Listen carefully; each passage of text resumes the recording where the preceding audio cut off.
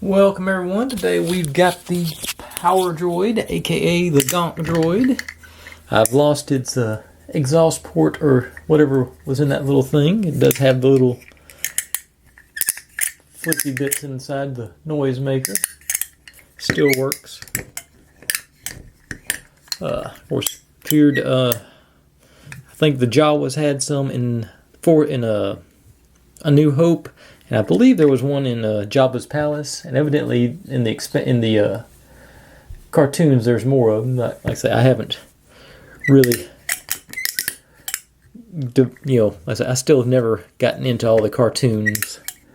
But I say, it was one of those things. The thing I remember most about this, I was reading on when I'm back in the fan club.